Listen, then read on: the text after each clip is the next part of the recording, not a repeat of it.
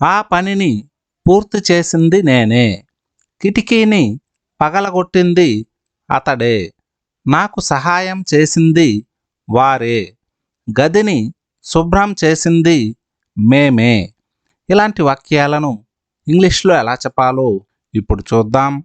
దీనికి గాను మనం it is plus subject plus who plus V2 plus object అనే ఈ స్ట్రక్చర్ను ఉపయోగిస్తాం. ఆ పనిని పూర్తి చేసింది నేనే. It is I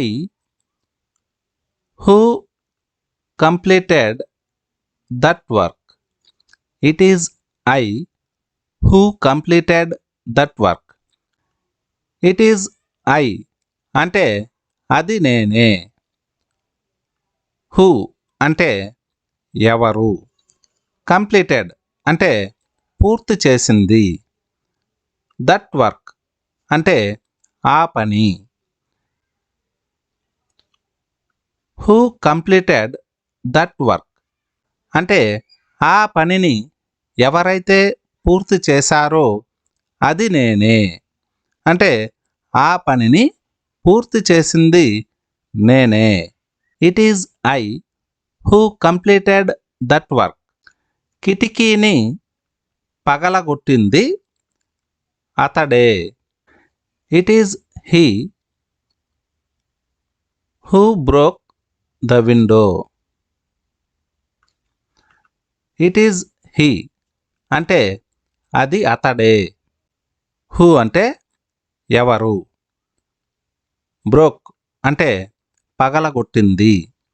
BREAK break అంటే పగలగొట్టడం. బ్రేక్ అనే వెర్బ్ యొక్క past form broke. The window అంటే కిటికీ. It is he who broke the window అంటే కిటికీని పగలగొట్టింది అతడే. నాకు సహాయం చేసింది వారే. It is they who helped me. It is they అంటే అది వారే.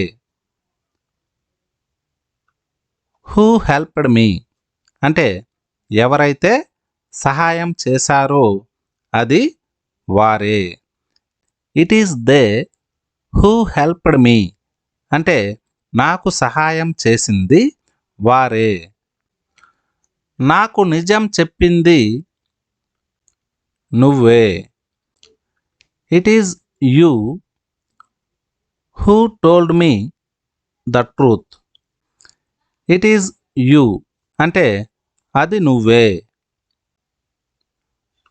టోల్డ్ అంటే చెప్పెను లేదా చెప్పింది.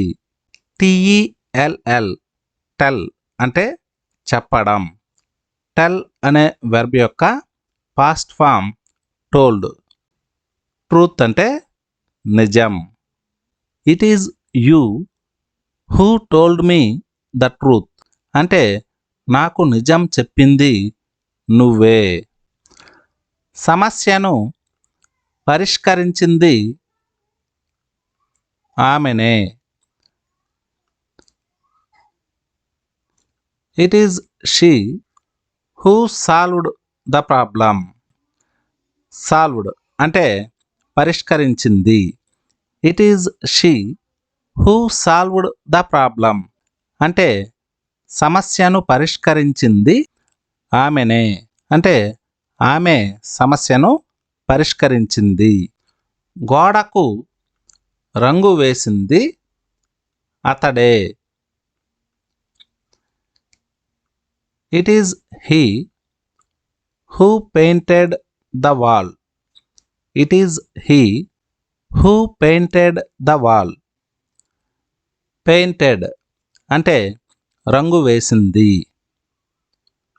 వాల్ అంటే గోడ. It is he who painted the wall అంటే గోడకు రంగు వేసింది అతడే.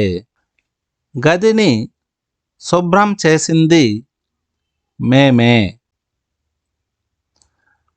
దీన్ని ఇంగ్లీష్లో ఎలా చెప్పాలో కామెంట్ సెక్షన్లో కామెంట్ చేయండి.